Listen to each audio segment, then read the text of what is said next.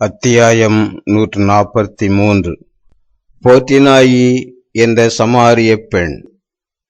காட்சி நாள் ஏப்ரல் 22, 1945 ஆண்டு. சேசு சொல்கிறார், நான் இங்கே இருக்கிறேன், நீங்கள் பட்டணத்திற்கு போய் நம் உணவிற்கு வேண்டியவற்றை வாங்கி வாருங்கள், இவ்விடத்தில் நாம் சாப்பிடலாம். நாங்கள் எல்லாரும் போகவா என்று அருளப்பர் கேட்கிறார். ஆம், நீங்கள் எல்லாரும் ஒன்றாயிருப்பதே நல்லது.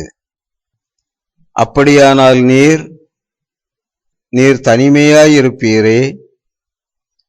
அவர்கள் சமாரியர்களாயிற்றே. கிறிஸ்துவின் மிக மோசமான எதிரிகள் அவர்களாயிருக்க மாட்டார்கள். நீங்கள் போங்கள், உங்களுக்காக காத்திருக்கும் போது நான் ஜெபிப்பேன், உங்களுக்காகவும் அவர்களுக்காகவும் ஜெபிப்பேன். சீடர்கள் போக மனமில்லாமல் போகின்றனர். 3-4 தடவைகள் சேசுவை திரும்பி பார்த்து கொண்டே போகின்றனர். சேசு ஒரு கிணற்றின் அகலமான மதிலுக்கு பக்கத்தில் வெயில் படுகிற ஒரு சின்ன சுவரில் அமர்ந்திருக்கிறார். அது ஒரு பெரிய கிணறு. எவ்வளவு பெரியதென்றால் அது ஒரு நீர்த்தேக்கம் போல் இருக்கிறது. கோடையில் உயர்ந்த மரங்களின் நிழல் அதில் விழும். அம்மரங்கள் இப்போது இலையின்றி உள்ளன. கிணற்றின் தண்ணீரை பார்க்க முடியவில்லை. ஆனால் அங்கே காணப்படுகிற சிறு சிறு மண் கிளறல்களும் ஈரச்சாடிகள் வைக்கப்பட்ட வட்ட வளையம் போன்ற அடையாளங்களும் தண்ணீர் எடுக்கப்பட்டதற்கு தெளிவான சாட்சியங்களாயிருக்கின்றன. சேசு உட்கார்ந்து தியானிக்கிறார். தம் வழக்கம்போல் முழங்கைகள் முழங்காலில் ஊன்றியிருக்க, கரங்கள் வெளியே நீட்டப்பட்டு சோர்ந்திருக்கின்றன. உடல் சற்று முன்பாக சரிந்தும் தலை கவிழ்ந்தும் இருக்கின்றது. வெயிலின் மிதமான உஷ்ணம் படுவதை உணர்ந்து தலையை மூடியிருந்த அங்க வஸ்திரத்தை விழவிட்டு அதை தம் இடையை சுற்றி பிடித்து வைத்துக் கொள்கிறார். கிணற்றருகே யாரோ போட்டுவிட்ட ஒரு பெரிய ரொட்டி நொறுங்கலுக்காக சண்டையிடும் ஒரு கூட்டம் குருவிகளை பார்த்து தலையை நிமிர்த்தி புன்னகை புரிகிறார். அந்த குருவிகள் கிணற்றருகே ஒரு பெண் வரவும் பறந்து போய்விடுகின்றன.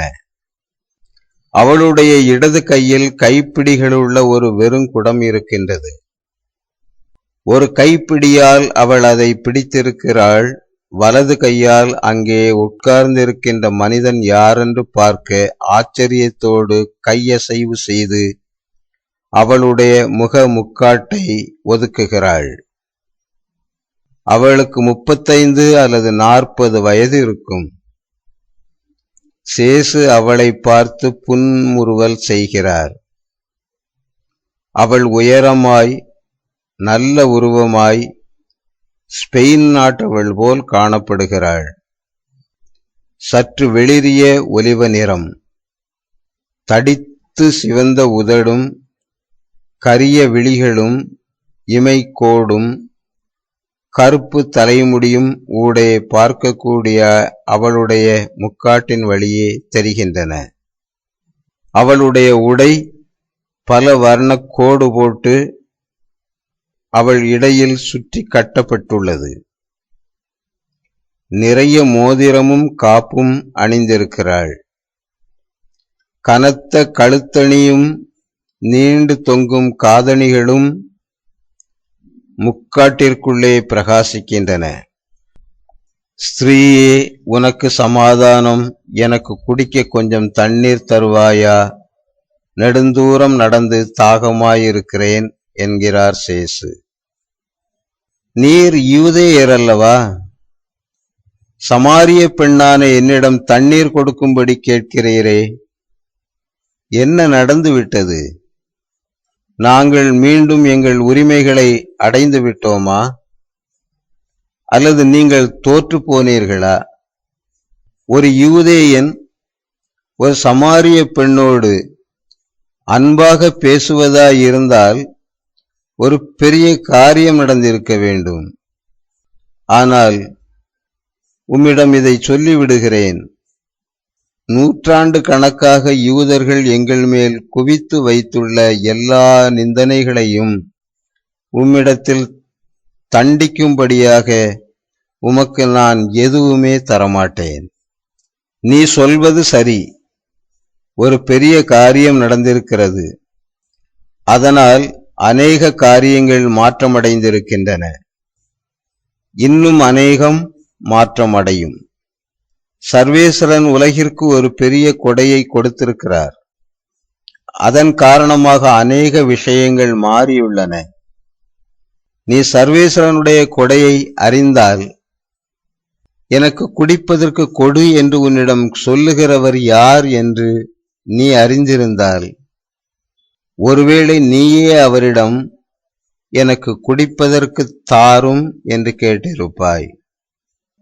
அவரும் உனக்கு ஜீவனுள்ள தண்ணீரை கொடுத்திருப்பார். ஜீவனுள்ள தண்ணீர் பூமியின் நரம்புகளில் ஓடுகிறது. அது இந்த கிணற்றில் இருக்கிறது. ஆனால் அது எங்களுடையது. அப்பெண்ணின் தொனி ஏளனமாயும் அகங்காரமாயும் ஒலிக்கிறது. தண்ணீர் சர்வேஸ்வரனிடத்திலிருந்து வருகிறது. தாராளம் அவரிடமிருந்து வருவது போலவும் உயிரானது அவரிடமிருந்து வருவது போலவும் வருகிறது. ஸ்திரீயே, சகலமும் ஒரே ஒருவரான சர்வேஸ்வரனுடையவை. மேலும் எல்லா மனிதர்களும் சர்வேஸ்வரனிடமிருந்தே வருகிறார்கள், சமாரியர்களும் யூதேயர்களும். இது யாக்கோபின் கிணறல்லவா? நம் வம்சத்தின் தலைவர் யாக்கோபு அல்லவா? இடைக்காலத்தில் ஒரு தப்பறை நம்மை பிரித்து வைத்தால், அதனால் அது நம் ஆரம்பத்தை மாற்றாதுதானே? ஆகா, அந்த தப்பறை எங்களுடையது தானே, இல்லையா என்று அவள் முண்டி கேட்கிறாள். அது எங்களுடையதும் அல்ல, உங்களுடையதும் அல்ல. அது சிநேகத்தையும் நீதியையும் மறந்துவிட்ட ஒருவருடையது. நான் உன்னையோ உன் இனத்தையோ நோகச் செய்ய விரும்பவில்லை. நீ எதற்காக எதிர்ப்புத்தன்மையை காட்ட விரும்புகிறாய்? இப்படி பேச நான் கேட்கிற முதல் யூதேயன் நீர்தான். மற்றவர்கள் ஆனால் இக்கிணற்றை பற்றி சொல்லும்போது, ஆம், இது யாக்கோவின் கிணறுதான். அதில் தண்ணீர் ஏராளமாயிருக்கிறது, தெளிந்த நீராகவும் இருக்கிறது. அதனால் சிக்காரில் உள்ள நாங்கள் மற்ற சுனைகளை விட இதையே விரும்புகிறோம். ஆனால் இது மிக ஆழமாயிருக்கிறது. உம்மிடம் கைப்பிடி குடமும் இல்லை, வாளியும் இல்லை. எப்படி நீர் எனக்கு ஜீவனுள்ள தண்ணீர் எடுத்து கொடுக்க முடியும்? இந்த செழிப்பான நீர் நரம்பை தமக்காகவும் தன் மக்களுக்காகவும் தன் மந்தைகளுக்காகவும் கண்டுபிடித்து அதை தம் நினைவாகவும் கொடையாகவும் எங்களுக்கு விட்டு சென்ற எங்கள் புனித பிதாவாகிய யாக்கோபை விட நீர் பெரியவரோ? நீ சொல்வது சரியே. ஆனால் இந்த தண்ணீரை பருகுகிறவன் மறுபடியும் தாகம் கொள்வான். என்னிடம் ஒரு தண்ணீர் இருக்கிறது, அதை பருகுகிறவனுக்கு மறுபடி தாகமே இராது. ஆனால் அது என்னுடையது மட்டுமே. அதை என்னிடம் கேட்கிறவர்களுக்கு கொடுப்பேன். இதோ நான் உனக்கு சொல்கிறேன், நான் கொடுக்கும் தண்ணீரை உடையவன் எப்போதும் திருப்தியாயிருப்பான், மறுபடியும் தாகமடைய மாட்டான். ஏனென்றால் என்னுடைய தண்ணீரானது தப்பாத நித்தியமான சுனையாக இருக்கும். என்ன, எனக்கு கண்டுபிடிக்க முடியவில்லை. நீர் ஒரு மந்திரவாதியா? ஒரு மனிதன் எப்படி கிணறாக மாற முடியும்? ஒரு ஒட்டகம் தண்ணீர் குடித்து தன் பெரிய வயிற்றில் தண்ணீரை சேகரித்து வைத்துக் கொள்ளுகிறது. ஆயினும் அது பயன்படுத்துவதால் அது அதன் வாழ்நாள் முழுவதற்கும் இருப்பதில்லை. உம்முடைய தண்ணீர் வாழ்நாள் முழுவதற்கும் இருக்கும் என்கிறீரே, அதைவிட கூடுதலாக நித்திய வாழ்வு வரையிலும் அது இருக்கும். அதை பருகுகிறவர்களிடம் அது நித்திய ஜீவியம் வரையிலும் பொங்கி பாயும். நித்திய வாழ்வின் முளையை கொடுக்கும். ஏனென்றால் அது ஆரோக்கியத்தின் நீர்ச்சுனையாகும். உம்மிடம் உண்மையாகவே அது இருந்தால் அந்த தண்ணீரில் எனக்கு கொஞ்சம் தாருமே. நான் இங்கு வந்து சலித்து போகிறேன். அது என்னிடம் இருந்தால் அதற்கு பிறகு எனக்கு தாகம் வராது, நோயும் வராது, முதுமையும் வராதே. இந்த ஒரு விஷயத்தில் சலித்து போகிறாயா? வேறு எதுவும் இல்லையா? மேலும் நீ உன் பரிதாபமான சரீரத்திற்காகத்தான் பருகவும் அதை திருப்திப்படுத்தவும் தான் தண்ணீர் இறைக்க தேவை உள்ளதென்று உணர்கிறாயோ? நினைத்துப்பார், உன் சரீரத்தை விட அதிக முக்கியமானது ஒன்று இருக்கிறது, உன் ஆத்துமம். யாக்கோபு தனக்கும் தன் மக்களுக்கும் பூமியின் தண்ணீரை மட்டும் தேடி வைக்கவில்லை. அவர் புனிதமாயிருக்கவும் சர்வேஸ்வரனின் தண்ணீராகிய புனிதத்தை கொடுக்கவும் ஆவலாயிருந்தாரே. எங்களை நீங்கள் அஞ்ஞானிகள் என்று அழைக்கிறீர்கள். அது உண்மையானால் நாங்கள் புனிதமாயிருக்க முடியாது. அவளுடைய குரலில் ஆங்காரமும் பரிகசிப்பும் முன்போல் இல்லை. இப்போது பணிவுடனும் கொஞ்சம் குழப்பத்துடனும் பேசுகிறாள். ஒரு அஞ்ஞானி கூட புண்ணியம் உடையவனாய் இருக்கலாம். அவன் செய்யும் நல்லவற்றிற்கு நீதி உடையவராகிய கடவுள் அவனுக்கு சன்மானம் கொடுப்பார். அது ஒரு முழுமையான சன்மானமாயிராது. ஆயினும் குற்றமுள்ள ஒரு விசுவாசியை விட குற்றமில்லாத அஞ்ஞானி மீது அவர் குறைந்த கண்டிப்பே காட்டுவார்.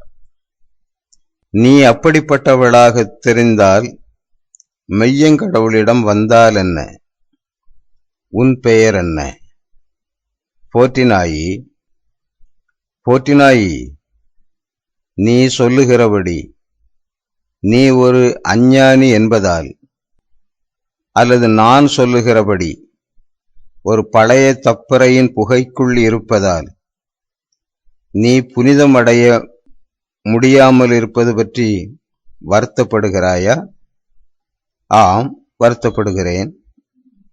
சரி, அப்படியானால் நீ புண்ணியமுடைய ஒரு அஞ்ஞானியாகவாவது வாழக்கூடாதா? சுவாமி, ஆமாம். அதை நீ மறுக்கக்கூடுமா? நீ போய் உன் கணவனை அழைத்து கொண்டு அவனுடன் இங்கு வா. எனக்கு கணவன் கிடையாது. அவளுடைய சஞ்சலம் அதிகரிக்கிறது. நீ உண்மையை சொன்னாய். உனக்கு கணவன் கிடையாது. நீ 5 மனிதர்களை கொண்டிருந்தாய். இப்பொழுது ஒருவன் உன்னுடன் இருக்கிறான். அவனும் உன் கணவன் அல்ல. இதெல்லாம் தேவையா? உன்னுடைய மதமும் இச்சை பாவத்தை கண்டிக்கிறதே. உனக்கும் 10 கற்பனைகள் உண்டே. அப்படியிருக்க போற்றினாயே, ஏன் இப்படி வாழ்கிறாய்? ஒரே ஒரு மனிதனுக்கு நேர்மையுள்ள மனைவியாய் இருக்காமல் எல்லாருக்கும் மாமிசமாக இருப்பதன் சிரமம் உனக்கு சலிப்பாயில்லையா? உன் வாழ்வின் மாலை வேளையை பற்றி உனக்கு பயம் இல்லையா? அப்போது நீ உன் ஞாபகங்களுடனும் மனத்துயரங்களுடனும் தனியே விடப்படுவாய். உன் பயங்கரங்களுடனும் விடப்படுவாய். ஆம், அவை எல்லாவற்றுடனும் கடவுள் பயம், பேய்களுக்கு பயம். உன் பிள்ளைகள் எங்கே? அவள் தன் தலையை முழுவதும் கவிழ்த்துக் கொள்கிறாள். பதில் சொல்லவில்லை. இந்த உலகத்தில் உனக்கு பிள்ளைகள் இல்லை. ஆனால் தாங்கள் பிறக்கும் நாளை காணாதபடி நீ தடை செய்த அவர்களுடைய சிறிய ஆன்மாக்கள் உன்னை குற்றம் சாட்டுகின்றன. அவர்கள் எப்போதும் அப்படி செய்வார்கள். நகைகள், அழகிய உடைகள், அழகான வீடு, நல்ல உணவு, ஆயினும் வெறுமை, கண்ணீர்கள், உள்ளத்தில் நிர்பாக்கியம். போற்றினாயே, நீ கைவிடப்பட்டவளாயிருக்கிறாய். உண்மையான மனஸ்தாபத்தின் வழியாக மாத்திரம் கடவுளின் மன்னிப்பையும் அதன் விளைவான உன் குழந்தைகளின் மன்னிப்பையும் பெற்று நீ மறுபடியும் செல்வந்தளாக முடியும். சுவாமி, நீர் ஒரு தீர்க்கதரிசி என்று காண்கிறேன். நான் வெட்கப்படுகிறேன். ஆயினும் நீ தீய காரியங்களை செய்தபோது மோட்சத்தில் இருக்கிற பிதாவின் முன்பாக உன்னை பற்றியே நீ வெட்கப்படவில்லையா? மனவெறுப்பினால் மனிதனாயிருப்பவரின் முன்பாக நீ அழ வேண்டாம். இங்கே என் பக்கம் வா. உன்னிடம் கடவுளை பற்றி நான் சொல்வேன். நீ அவரை ஒருவேளை நன்றாக அறியவில்லை போலும். அதனாலேயே நீ இவ்வளவு தவறு செய்திருக்கிறாய். உண்மையான கடவுளை நீ நன்றாக அறிந்திருந்தால் நீ உன்னையே இந்த அளவுக்கு இழிவுபடுத்தி இருக்க மாட்டாய். அவர் உன்னிடம் பேசியிருப்பார், உனக்கு ஆதரவு அளித்திருப்பார். சுவாமி, எங்கள் மூதாதையர் இந்த மலையின் மேல் ஆராதித்து இருக்கிறார்கள். நீங்கள் ஜெருசலேமில் மட்டுமே ஆராதிக்க வேண்டும் என்கிறீர்கள்.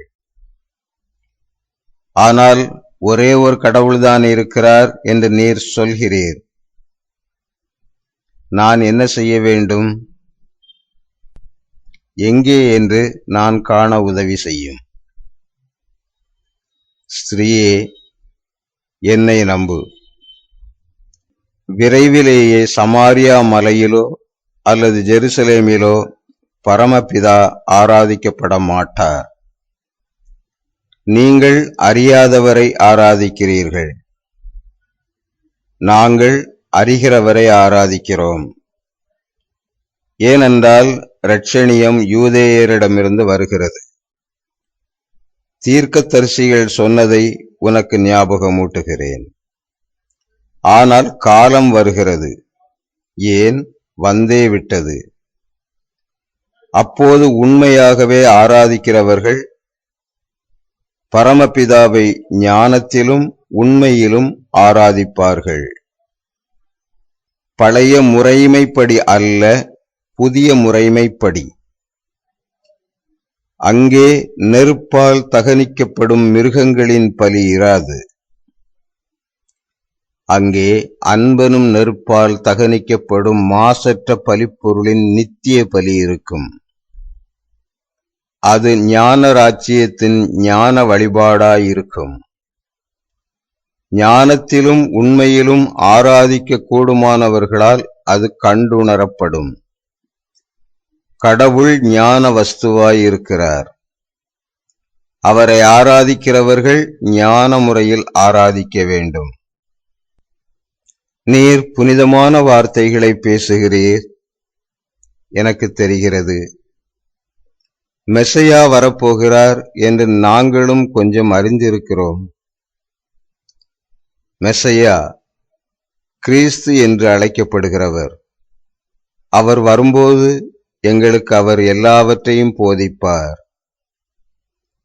இங்கிருந்து அதிக தூரத்தில் இல்லை, அங்கே அவரது முன்னோடி எனப்படுகிறவர் இருக்கிறார். அநேகர் அவரிடம் போய் அவர் சொல்வதை கேட்கிறார்கள். ஆனால் அவர் மிக கண்டிப்பாயிருக்கிறார். நீர் அன்பாயிருக்கிறீர். எளிய மக்களின் ஆன்மாக்கள் உம்மை கண்டு பயப்படவில்லை. கிறிஸ்து நல்லவராக இருப்பார் என எண்ணுகிறேன். அவர் சமாதான அரசர் என்று சொல்லுகிறார்கள். அவர் வர இன்னும் அதிக காலம் ஆகுமோ?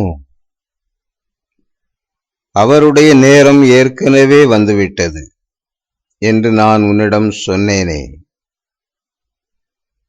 உமக்கு எப்படி தெரியும்?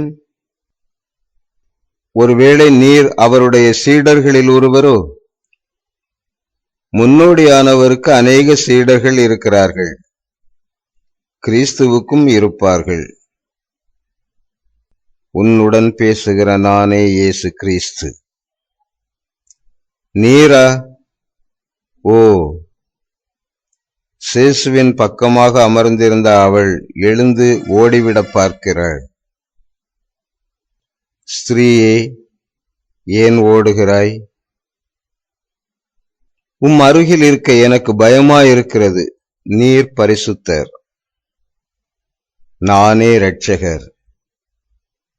நான் இங்கே வர அவசியமில்லாதிருந்திருந்தாலும் உன் ஆத்துமம் அலைந்து சலித்து போனது என்று தெரிந்திருந்ததால் இங்கு வந்தேன். உன் உணவு உனக்கு அருவருப்பாகிவிட்டது. உனக்கு ஒரு புதிய ஆகாரம் கொடுக்க வந்திருக்கிறேன். அது உன் குமட்டலையும் சலிப்பையும் நீக்கிவிடும். இதோ என் சீடர்கள் எனக்கு ஆகாரம் கொண்டு வருகிறார்கள். ஆனால் உன் இரட்சணியம் என்னும் உணவுப் பொடிகளை உனக்கு நான் கொடுத்துள்ளதால் நான் உணவு பெற்றுவிட்டேன். சீடர்கள் தங்கள் கடைக்கண்ணால் ஏறக்குறைய விவேகத்துடன் அவளை பார்க்கிறார்கள். ஆனால் ஒருவரும் பேசவில்லை. அவள் தன் ஜாடிகளையும் தண்ணீரையும் மறந்தவளாய் திரும்பிச் செல்கிறாள். அப்போது ராயப்பர், ஆண்டவரே, இந்த ஜனங்கள் எங்களை நன்றாக நடத்தினார்கள். இதோ கொஞ்சம் பார்க்கட்டி, ஒலிவக்காய், ஆப்பிள், உமக்கு வேண்டியதை எடுத்துக்கொள்ளும். அந்த ஸ்திரீ தன் ஜாடியை விட்டு போனது நல்லதாயிற்று. நம் சின்ன பாத்திரங்களை வைத்து தண்ணீர் எடுப்பதை விட சீக்கிரமாக இதை வைத்து எடுத்து விடலாம். குடித்தபின் நம் பாத்திரங்களை நிரப்பிக் கொள்ளலாம். இதற்கு மேல் வேறு எதற்காகவும் சமாரியர்களிடம் நாம் கேட்க வேண்டியது இல்லை. அவர்களின் ஊற்று பக்கம் நாம் போகவும் வேண்டியதில்லை. ஆண்டவரே, நீர் சாப்பிடவில்லையா? உமக்கு கொஞ்சம் புது மீன் வாங்கி வரலாம் என்று நினைத்தேன். ஆனால் கிடைக்கவில்லை. அது உமக்கு பிரியமாய் இருந்திருக்கும். நீர் களைப்படைந்து வெளிரி இருக்கிறீர் என்று சொல்கிறார். நீங்கள் அறியாத உணவு ஒன்று உள்ளது. அதில் கொஞ்சம் சாப்பிடுவேன். அது என்னை ஒரு நல்ல அளவுக்கு தேற்றும். சேசு இப்படி சொன்னதும் சீடர்கள் கேள்விக்குறியோடு ஒருவரை ஒருவர் பார்க்கின்றனர். அவர்களுடைய மௌன கேள்விகளுக்கு சேசு பதிலளிக்கிறார். என்னை அனுப்பினவருடைய சித்தத்தை நிறைவேற்றுவதும் நான் முடிக்க வேண்டுமென்று அவர் விரும்புகிற வேலையை செய்து முடிப்பதுமே என் உணவாயிருக்கிறது. ஒருவன் விதையை விதைக்கும் போது அவன் தான் செய்ய வேண்டியதையெல்லாம் செய்தாகிவிட்டது, இனி அறுவடை செய்யலாம் என்று சொல்ல முடியுமா? மிக நிச்சயமாய் முடியாது. என் வேலை முடிந்தது என்று அவன் சொல்லும் முன் எவ்வளவோ வேலை இன்னும் செய்யப்பட வேண்டி இருக்கிறது. அந்நேரம் வரையிலும் அவன் ஓய்வு கொள்ள முடியாது. மத்தியான வெயிலில் இந்த சிறு வயல்களை பாருங்கள். 1 மாதத்திற்கு முன்னால், அதற்கு குறைவாக கூட இந்த மண் வெறுமையாகவும் இருண்டதாகவும் இருந்தது. காரணம், அது மழையில் நனைந்திருந்தது. இப்பொழுது பாருங்கள், வெளிரிய பச்சை நிறத்தில் பயிர் மூடுகள் அநேகம் இப்பொழுதுதான் வளர்ந்துள்ளன. சூரியனின் பிரகாசமான வெளிச்சத்தில் அவை இன்னும் கூடுதல் வெளிரி காணப்படுகின்றன. அதனால் அவ்வயல்கள் ஒரு வெண்திரையினால் மூடப்பட்டது போல் தெரிகிறது. இந்த பயிர்தான் வருங்கால அறுவடை. அதை பார்த்து நீங்கள் சொல்கிறீர்கள், இன்னும் 4 மாதங்களில் அறுவடை வந்துவிடும். விதைப்பவர்கள் அறுப்பவர்களை அமர்த்துவார்கள். ஏனென்றால் ஒரு மனிதன் விதைப்பதற்கு போதுமென்றாலும் அறுவடை செய்ய அநேக மனிதர்கள் தேவைப்படுகிறார்கள். அவர்கள் எல்லாரும் மகிழ்ச்சியுடன் இருக்கிறார்கள். ஒரு சிறு சாக்குப்பை தானியத்தை விதைத்தவன் இப்பொழுது அதை சேகரித்து வைக்க தன் களஞ்சியத்தை தயாரிக்க வேண்டும். சில தினங்களின் சம்பாத்தியம் சில மாதங்களுக்கு போதுமானதாயிருக்கும் என்று. ஞான வயல்களிலும் நான் விதைத்ததை அறுவடை செய்கிறவர்கள் என்னோடும் என்னைப் போலும் மகிழ்ச்சி அடைவார்கள். ஏனென்றால் உரிய கூலியையும் தானியத்தையும் நான் அவர்களுக்கு கொடுப்பேன். என்னுடைய முடிவில்லா ராஜ்யத்தில் வாழ தேவையானதை கொடுப்பேன். நீங்கள் அறுவடை செய்வதே போதும். மிக கடினமான வேலை எல்லாவற்றையும் நான் செய்துவிட்டேன்.